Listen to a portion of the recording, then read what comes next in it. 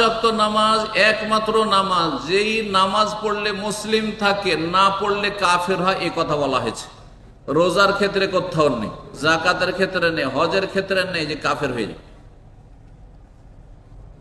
যদিও কোনো এরকম থাকে রেওয়ায়াত, সেগুলি হচ্ছে ছোট কুফরি।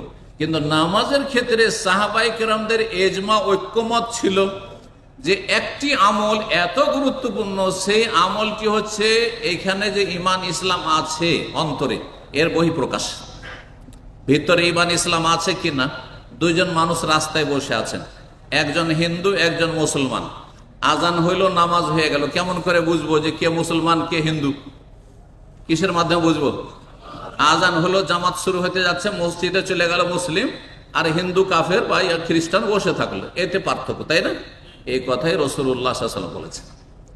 আর দুইজনেই যদি ঘুমান, হ্যাঁ, নামাজ হচ্ছে দুইজনেই ঘুমাচ্ছেন, নামাজ হচ্ছে রাস্তাতে দুইজনেই বসে আছেন, নামাজ হচ্ছে কোম্পানিতে দুইজনেই কাজ করছেন, নামাজ হচ্ছে দুইজনে এদিকে সিগারেট টানছেন, দুইজনেই, একজন মুসলিম জাতিতে জন্মসূত্রে আর একজন হচ্ছে অমুসলিম, না কোনো প্রমাণ নেই আপনার কাছে যে আপনি মুসলিম।